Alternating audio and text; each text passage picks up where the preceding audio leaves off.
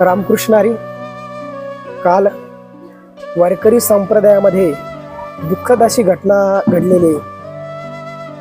वारकरी संप्रदायातील दोन गुणीजन मंडळी मृदंगमणी असणारे आमचे माऊली महाराज बोर्डीकर आणि दत्ता महाराज मुडेकर काल परभणी इथून कार्यक्रम करून रात्रीचा प्रवास करत असताना महाराजांच्या गाडीचा ॲक्सिडेंट झाला आणि त्यामध्ये आमच्या दोन्ही गुणीजन मंडळांना आपला प्राण गमवावा लागला. घटना फार दुःखद घडलेली.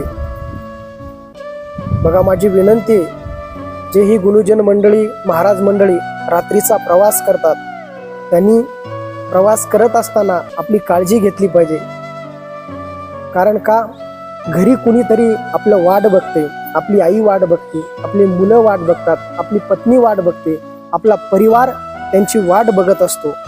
म्हणून विनंती आहे की रात्रीचा प्रवास करत असताना सर्वांनी सावकाश करावा. वेळ लागला तरी चालेल.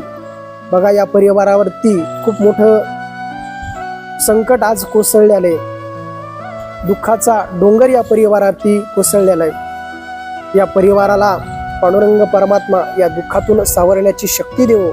आणि सर्व महाराष्ट्रातील कीर्तनकार मंडळांना, गुणीजन मंडळांना माझी विनंती की होईल त्या परीने या परिवाराला आपण मदत करायची आणि सर्वांनी जाऊन एकदा या परिवाराला भेट द्यायची ही सर्वांना विनंती. रामकृष्ण.